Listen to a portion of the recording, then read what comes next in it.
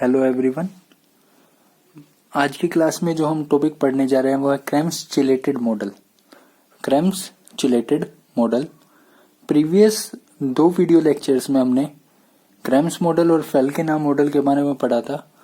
अगर हम cramps model की बात करें, क्रैम्स मॉडल की अगर मैं आपको एक आउटलुक दूं तो क्रैम्स मॉडल में क्या होता था कि जो कार्बोनिल कार्बन है, जनरली एल्डिहाइड एंड कीटोन में जो कार्बोनिल कार्बन है उसके अल्फा कार्बन पे एसिमेट्रिक सेंटर होना चाहिए। ये अल्फा कार्बन है, इस पे एसिमेट्रिक सेंटर होना चाहिए। ठीक है, एसिमेट्रिक सेंटर अगर इस कार्बन पे मैं कंसीडर करता हूं तो एक पीएच ले लेता हूं, एक यहां पे मैंने CH3 ले लिया और एक ये ऐसे H ले लिया। ठीक है, फिर उसमें क्या करते थे, जो एसिमेट्रिक सेंटर था उस पे जो कार्बोनिल छोड़ के बाकी के 3 ग्रुप थे उसमें लार्ज, मीडियम और स्मॉल साइज ग्रुप डिसाइड करते थे। फिर लार्ज ग्रुप को कार्बोनिल ग्रुप के एंटी रखते थे, इसमें लार्ज ग्रुप कार्बोनिल के एंटी है। ठीक है, और फिर न्यूक्लियोफाइल, कोई भी आने वाला न्यूक्लियोफाइल स्मॉल साइड से अटैक करता था। आने वाला न्यूक्लियोफाइल स्मॉल साइड से अटैक करता था। जैसे मान लो न्यूक्लियोफाइल कुछ भी हो सकता है, मैंने कहा LiLH4 है तो न्यूक्लियोफाइल H नेगेटिव है। जैसे कुछ डेरिवेटिव्स होते हैं लिथियम एल्यूमिनियम हाइड्राइड के, इसके अलावा बोरोन के भी कुछ डेरिवेटिव्स होते हैं। मैंने आपको प्रीवियस वीडियो लेक्चर में लिथियम एल्यूमिनियम हाइड्राइड्स के डेरिवेटिव्स के बारे में बताया। तो ये सभी हाइड्राइड ट्रांसफर एजेंट होते हैं, H नेगेटिव ट्रांसफर करते हैं जो न्यूक्लियोफाइल का काम करता है। इसके अलावा न्यूक्लियोफाइल और भी बहुत सारे होते हैं, जैसे RMgX डाल दूं तो R न्यूक्लियोफाइल है। ठीक है, अब क्रैम्स मॉडल में एक चीज ध्यान देना, क्रैम्स मॉडल में जो ये तीनों ग्रुप हैं इस एसिमेट्रिक कार्बन पे, इनमें से किसी के पास भी लोन पेयर नहीं है, और लोन पेयर नहीं है तो मॉडल लगता है क्रैम्स मॉडल। लेकिन अगर यहां पे एक भी ग्रुप ऐसा आ गया जिसके पास लोन पेयर हुआ, जैसे मैं यहां पे पीएच की जगह कर दूं OH कर दूं, अब क्रैम्स मॉडल नहीं लगेगा, अब लगेगा क्रैम्स चिलेटेड मॉडल। तो क्रैम्स चिलेटेड मॉडल कौन से कार्बोनिल कंपाउंड्स में लगेगा, कौन से एल्डिहाइड्स और कीटोन्स में लगेगा, उन एल्डिहाइड्स और कीटोन्स में लगेगा जिसमें अल्फा कार्बन पे एक ऐसा ग्रुप है जिसके पास लोन पेयर है। ठीक है, अल्फा कार्बन मैं ऐसे लिखता हूं, should alpha carbon should have a group which having a lone pair of electron। एक लोन पेयर ऑफ इलेक्ट्रॉन होना चाहिए अल्फा कार्बन पे लगे किसी ग्रुप के पास। ठीक है, ये तो पहली कंडीशन आ गई। कंडीशंस पढ़ रहे हैं कि क्रैम्स मॉडल की जगह क्रैम्स चिलेटेड मॉडल किस किस केस में लगेगा। पहला पॉइंट उसमें यही है। इसमें आप ऐसे भी लिख सकते हो कि फॉर चिलेशन, कंडीशंस पहली condition for chelation alpha carbon must have a group having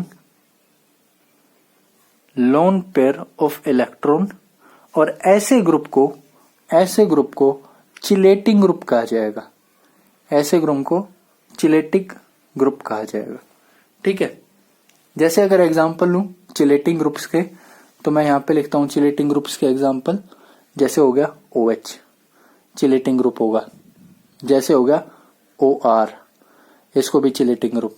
ठीक है, इसके अलावा NH2, NHR और NR2, आपको पता है ये सभी के पास लोन पेयर है। ठीक है, इसके अलावा R, इस बॉन्ड को मैं ऐसे लगाऊंगा अमाइड ग्रुप, ये भी चिलेटिंग की कैटेगरी में आता है। ऑक्सीजन की जगह सल्फर हो गया, SH हो गया, SR हो गया। ठीक है, ये भी चिलेटिंग की कैटेगरी में आएगा।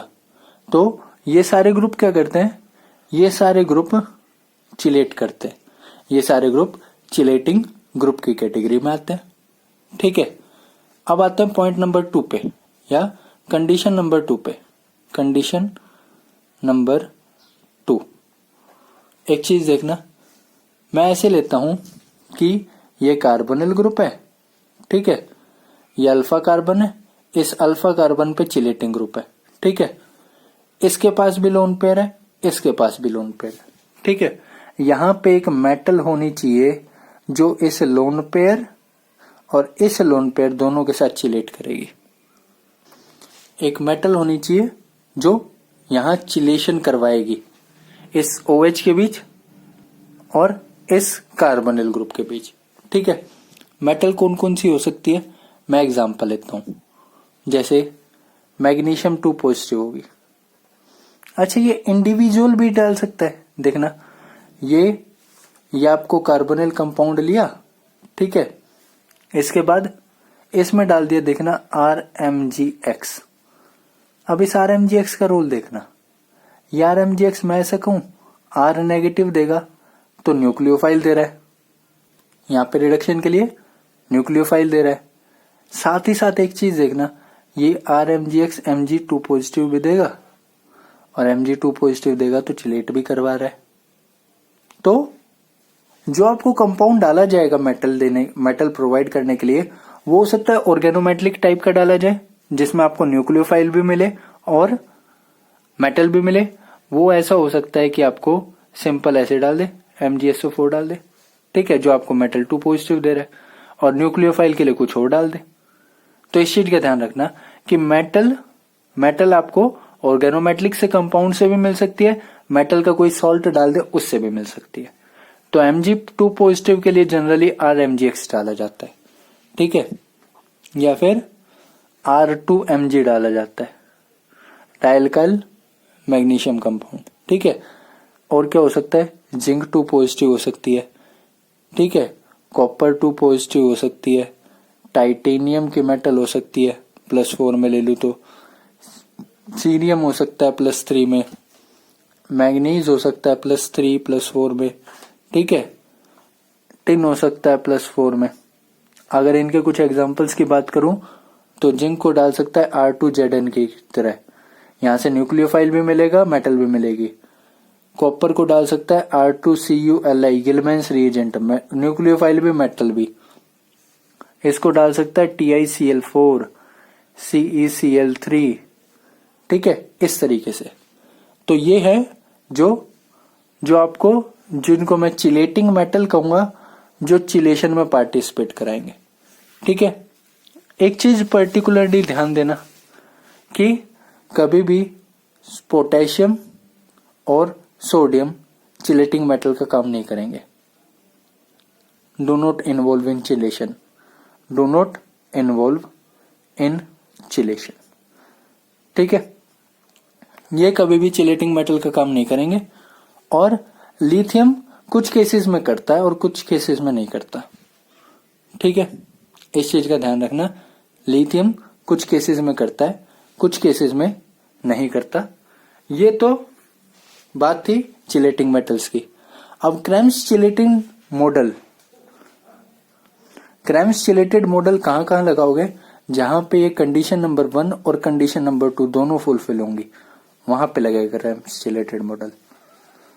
तो क्रैम्स चिलेटेड मॉडल कब लगाना है आपको, क्रैम्स चिलेटेड मॉडल कब लगाना है, जब condition number both first and second condition are fulfilled, जब दोनों कंडीशन फुलफिल हो जाए।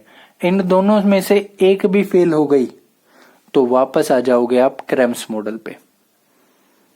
अगर इन दोनों में से या तो चिलेटिंग मेटल नहीं मिली आपको, या फिर चिलेटिंग ग्रुप नहीं मिला जिसके पास लोन पेयर है, ठीक है, दोनों में से एक भी कंडीशन फेल हुई तो वापस आप हो जाओगे क्रैम्स मॉडल पे, और दोनों कंडीशन फुलफिल हो गई तो आप आ जाओगे क्रैम्स चिलेटेड मॉडल पे, ठीक है।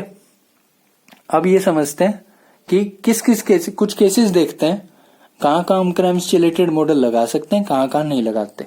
ठीक है, फिर हम क्रैम्स चिलेटेड मॉडल को और डिटेल में समझेंगे। देखना बच्चों, मैंने एक कार्बोनिल कंपाउंड लिया, ठीक है, और इसमें ये अल्फा एसिमेट्रिक सेंटर पे ये OR ग्रुप बस लगा दिया जिसके पास लोन पेयर है। अब देखो मैं ये केस ले रहा हूं कि कहाँ कहाँ क्रैम्स चिलेटेड मॉडल लगेगा और कहाँ कहाँ क्रैम्स मॉडल लगेगा। मैंने आपको कहा लिथियम कुछ केसेस में जो है वो क्रैम्स चिलेटेड मॉडल देता है, चिलेशन करता है, कुछ केसेस में नहीं करता, लेकिन यहाँ पे ही नहीं करता, तो यहाँ पे सिर्फ हम क्रैम्स मॉडल लगाएंगे। यहाँ पे कौन सा मॉडल लगेगा, क्रैम्स मॉडल। ठीक है, सोडियम किसी केस में चिलेशन नहीं करता और कोई मेटल नहीं दे रखी, तो सिंपल जो मॉडल लगेगा वो क्रैम्स मॉडल।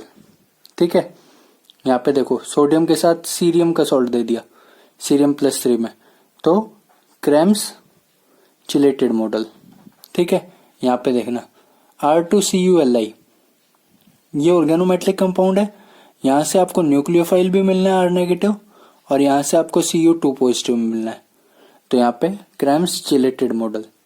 यहाँ पे देखो जिंक बोरोहाइड्राइड, यहाँ से आपको H- भी मिलना है और यहाँ से आपको Zn+2 भी मिलना है, तो यहाँ पे भी क्रैम्स चिलेटेड मॉडल। ठीक है, मैं एक और एग्जांपल लेता हूँ, देखना।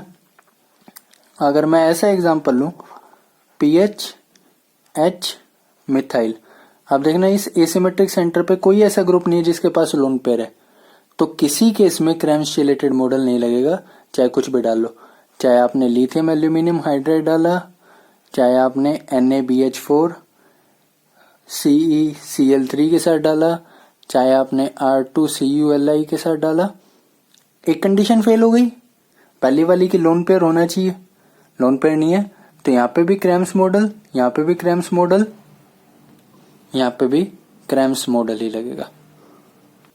ठीक है बच्चों, अब हम चलते हैं क्रैम्स चिलेटेड मॉडल के कंसेप्ट पे। देखना, जिसको मैं मॉडल फॉर चिलेशन भी कहूंगा, क्रैम्स चिलेटेड मॉडल को मॉडल फॉर चिलेशन भी कहूंगा। देखना एक बार, सबसे पहला पॉइंट, हम जब क्रैम्स मॉडल लगाते थे, चाहे क्रैम्स मॉडल हो चाहे क्रैम्स चिलेटेड मॉडल हो, एक चीज देखना कि जो अल्फा कार्बन है वो एसिमेट्रिक सेंटर ही है, तो alpha carbon should be an asymmetric centre. Carbonyl का जो अल्फा कार्बन है वो एसिमेट्रिक सेंटर होना चाहिए। ठीक है, दूसरा अगला पॉइंट देखना, वही बात है कि लार्ज, स्मॉल और मीडियम ग्रुप डिसाइड करने पड़ेंगे, जैसे हम क्रैम्स मॉडल में करते थे, लार्ज ग्रुप, स्मॉल ग्रुप और मीडियम ग्रुप। ठीक है, लेकिन यहाँ पे एक डिफरेंस आएगा, यहाँ पे जो चिलेटिंग ग्रुप है उसको लार्ज ग्रुप कंसीडर किया जाएगा हर केस में। चिलेटिंग ग्रुप मैं ऐसे लिखूंगा, chelating group is considered as large group. Chelating group को हमेशा हमें लार्ज ग्रुप कंसीडर करके चलना है। यानी अगर मैं ऐसा एग्जांपल ले लूं, देखना CHO, ठीक है, और OR PHH, तो ये चिलेटिंग ग्रुप है, मैंने मानो डाला यहाँ पे NaBH4 CeCl3 के साथ, ठीक है, या फिर मैंने डाल दिया मान लो R2CuLi, कुछ भी डाल सकता हूँ, चिलेटिंग मेटल भी हो गई और ग्रुप भी हो गया। अब इस ग्रुप को हमेशा आपको लार्ज ग्रुप कंसीडर करना है, तो चॉइस किन दोनों में बचेगी, इन दोनों में बचेगी कि आपको एक को मीडियम और एक को स्मॉल, तो इसको मीडियम कहोगे, इसको स्मॉल कहोगे। बात समझ आ रही है? देखना मैं ऐसे लेता हूं C+OH, ठीक है, इसके बाद मैंने कहा इस कार्बन पे, अल्फा कार्बन पे ये कोई चिलेटिंग ग्रुप है जिसपे R जुड़ा है, ठीक है, एक बॉन्ड ये है, एक बॉन्ड ये है, ठीक है, तो आपको इस चिलेटिंग ग्रुप को मैं नाम लिख देता हूं, ये चिलेटिंग ग्रुप है, इस चिलेटिंग ग्रुप को हमेशा लार्ज ग्रुप कहना है, कभी भी इसको स्मॉल या मीडियम नहीं कहोगे, इसको लार्ज कहोगे, बाकी दो बच्चों को स्मॉल या मीडियम डिसाइड करोगे, ठीक है, डिपेंडिंग अपॉन देयर साइज। तो ये हो गई दूसरी कंडीशन। तीसरी कंडीशन पे आते हैं। तीसरी कंडीशन क्या है कि जो चिलेटिंग ग्रुप है, चिलेटिंग ग्रुप वो हमेशा सिन होना चाहिए, should always be syn, should always syn with respect to carbonyl. देखो यहां पे ये चिलेटिंग ग्रुप आपको इस कार्बोनिल के, ये चिलेटिंग ग्रुप इस कार्बोनिल के एंटी दिख रहा होगा, लेकिन इसको हमेशा सिन रखना है। ये क्रैम्स से बदलता है।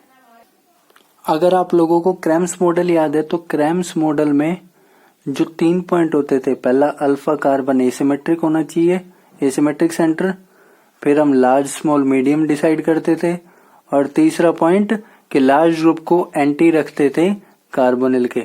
लेकिन यहाँ पे देखना, इस चिलेटिंग ग्रुप को ही मैंने लार्ज ग्रुप का है और लार्ज ग्रुप को हमेशा सिन रखना है।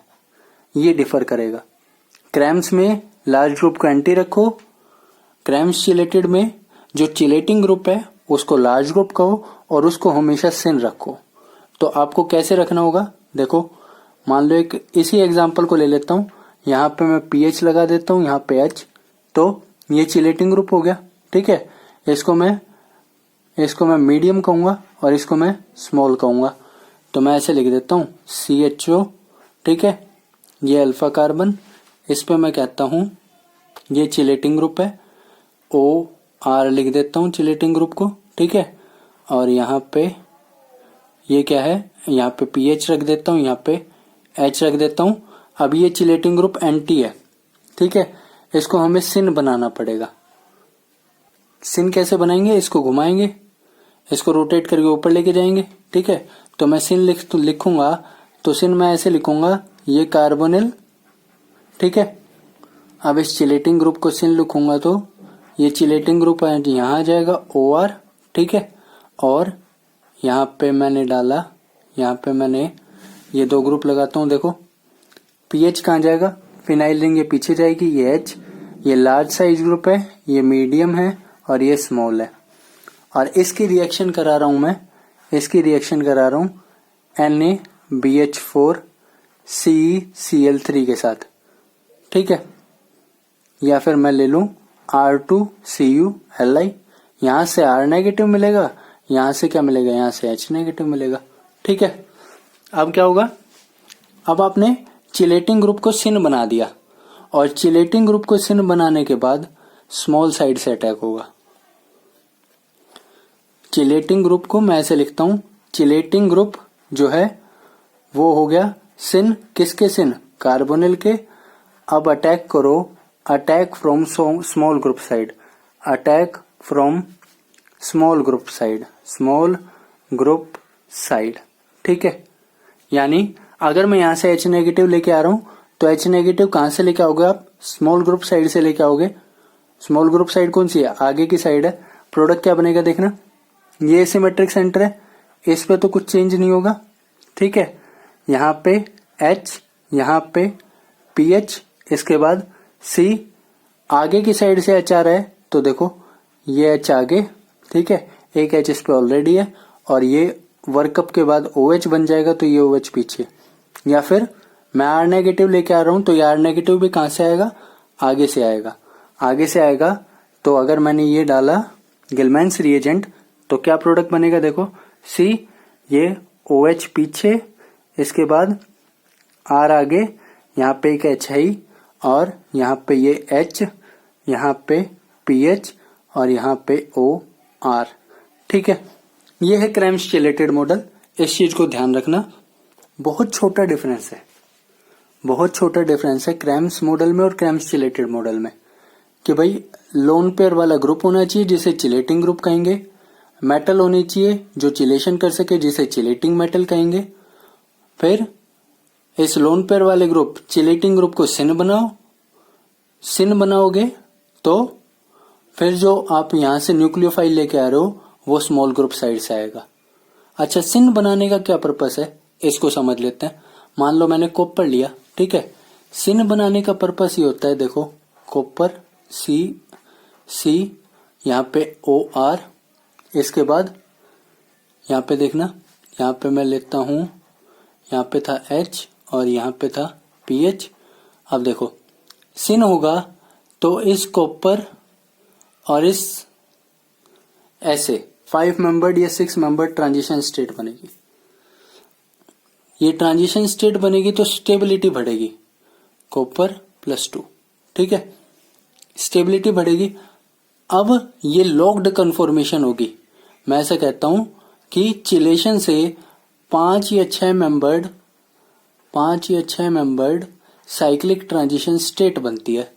और इस साइक्लिक ट्रांजिशन स्टेट बनने के कारण मान लो मैंने डाला था R2CuLi, ये कॉपर तो चिलेशन करवा रहा है इस लार्ज ग्रुप जो चिलेटिंग ग्रुप था और इस कार्बोनिल के ऑक्सीजन के बीच, और यहां से ये R नेगेटिव कहां से अटैक करेगा, स्मॉल ग्रुप साइड से। तो हमने देखो ऊपर वाले एग्जांपल में यही प्रोडक्ट बनाया था, OH पीछे चला गया था, R आगे था, H यही है और इस पे OR यहाँ है, H आगे है और PH यहाँ है, ठीक है। जरूरी नहीं आपको यही लिखा मिले, आपको रोटेशन करनी आती है वेज में, तो आप अकॉर्डिंगली जैसा भी आपको नेट के एग्जाम में ऑप्शन दिखे उसके अकॉर्डिंग इसको एडजस्ट कर लेना, ठीक है। लेकिन क्रैम्स चिलेटेड मॉडल इतना सा है, इससे ज्यादा नहीं है। और इन पॉइंट्स को याद रखोगे तो क्रैम्स चिलेटेड मॉडल में आपकी गलती नहीं होगी। तो अगर आपके लिए मैं क्रैम्स मॉडल और क्रैम्स चिलेटेड मॉडल को समराइज कर दूं तो देखना, क्रैम के 2 मॉडल हैं, एक नॉर्मल मॉडल जिसको क्रैम मॉडल कह रहे हैं, एक क्रैम्स चिलेटेड मॉडल, ठीक है। दोनों के लिए एक कंडीशन सेम है कि अल्फा कार्बन पे एसिमेट्रिक सेंटर होना चाहिए, AC लगा होना चाहिए अल्फा कार्बन पे, ठीक है। इसके बाद यहाँ पे आता है कि लार्ज स्मॉल मीडियम डिसाइड करो अल्फा कार्बन पे, और अगले पॉइंट में लार्ज ग्रुप को एंटी बनाओ किसके, कार्बोनिल के, और फिर स्मॉल ग्रुप साइड से अटैक करो, ग्रुप साइड अटैक, ठीक है। अगर मैं यहाँ पे आऊं तो यहाँ पे क्या होगा, अल्फा कार्बन पे एसिमेट्रिक सेंटर होगा। अब एक चिलेटिंग ग्रुप होगा, एक चिलेटिंग ग्रुप होगा, ठीक है, साथ ही साथ एक चिलेटिंग मेटल होगी, चिलेटिंग मेटल होगी, ठीक है। तो इन दोनों की प्रेजेंस चेक करनी है।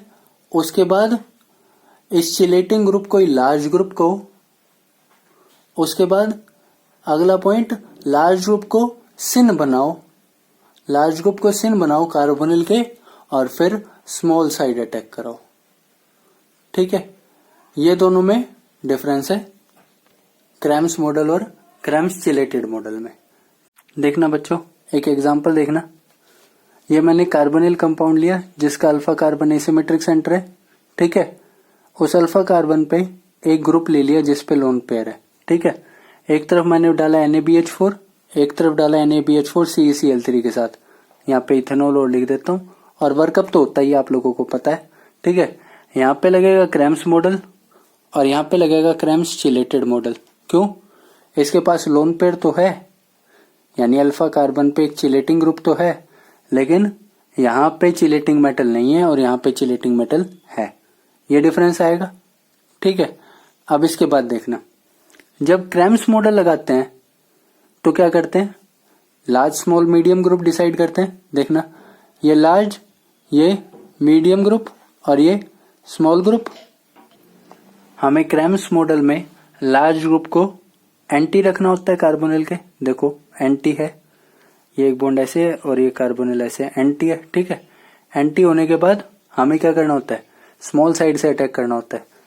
लार्ज ग्रुप एंटी है तो स्मॉल साइड से अटैक, इतनी सी चीज याद रखो, LAS, लास वेगास होता है ना, LAS याद रख लो, ठीक है। अब देखो यहां स्मॉल साइड कौन सी है, पीछे वाली, और न्यूक्लियोफाइल क्या है, H नेगेटिव। तो H नेगेटिव का अटैक कहां से होगा, पीछे से होगा। बनने वाला प्रोडक्ट पीछे लगाऊंगा H, वर्कअप के बाद आगे की साइड OH, यहां मिथाइल, यहाँ पे देखो H पीछे ही है, Me आ गई है और ये OMe यहाँ पे, ये बन गया। इस प्रोडक्ट को कहूंगा क्रेम्स प्रोडक्ट। ठीक है, दूसरा प्रोडक्ट और बना सकता हूं जहां पे H आगे से आएगा। क्रेम्स प्रोडक्ट क्या बनता है, मेजर बनता है। माइनर प्रोडक्ट क्या बनाऊंगा, जब H को आगे लिखूंगा OH को पीछे लिखूंगा, उसको लिखता हूं, देखना OH पीछे, H आगे, मिथाइल OMe, ठीक है, और यहां मिथाइल आगे और H पीछे। ये क्या है, एंटी क्रेम्स माइनर। ठीक है, एंटी क्रेम्स प्रोडक्ट माइनर।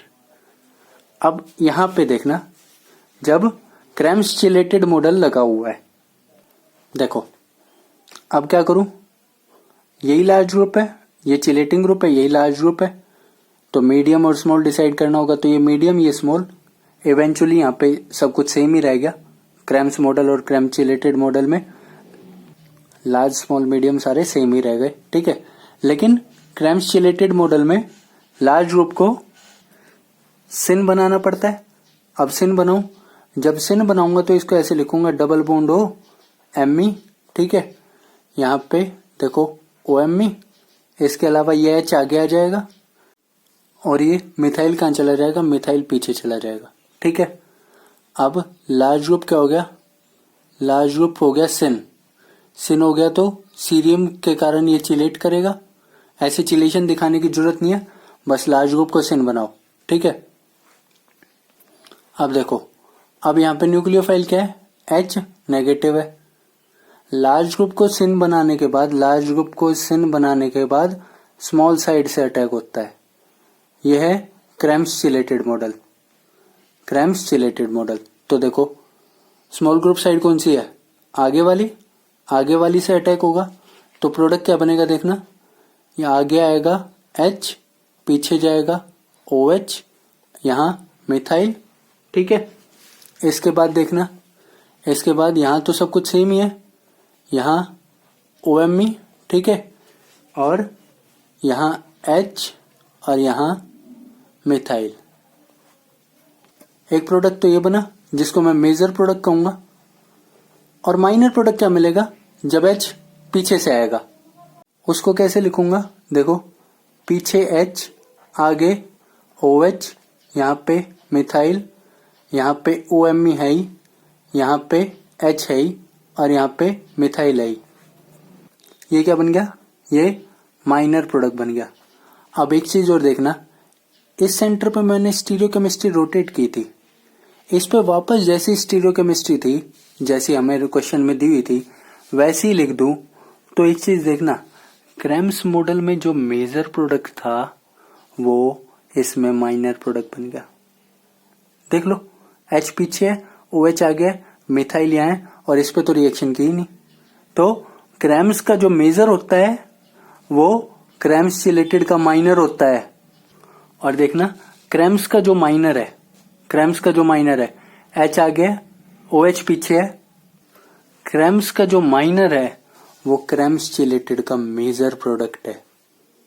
आप देख सकते हो, H आगे OH पीछे, ये रिएक्शन सेंटर है, इस पे तो स्टीरियोकेमिस्ट्री जैसे ही घुमा लो, वापस जैसी रिएक्टेंट में वैसे लिख दूंगा। तो इस डिफरेंस को समझना कि क्रेम्स मॉडल में जो मेजर प्रोडक्ट होता है, क्रेम्स प्रोडक्ट होता है, वो क्रेम्स चिलेटेड में माइनर होता है, और क्रेम्स मॉडल में जो माइनर प्रोडक्ट होता है, एंटी क्रेम्स प्रोडक्ट होता है, वो क्रेम्स चिलेटेड मॉडल में मेजर प्रोडक्ट होता है। इस माइनर वाले को क्रेम्स प्रोडक्ट कहूंगा क्योंकि ये क्रेम्स प्रोडक्ट से मिलता जुलता है, और इस मेजर वाले को एंटी क्रेम्स प्रोडक्ट कहूंगा। इस चीज का ध्यान रखना कि क्रेम्स मॉडल और क्रेम्स चिलेटेड मॉडल में स्टीरियोकेमिस्ट्री ऑपोजिट हो जाती है। जो यहाँ मेजर है वो यहाँ माइनर बन जाता है, जो यहाँ माइनर है वो यहाँ मेजर बन जाता है। इस चीज का ध्यान रखना बच्चों। और ये था पूरा कंसेप्ट क्रेम्स चिलेटेड मॉडल का। बाकी काम पढ़ेंगे बच्चों नेक्स्ट क्लास में। Thank you students.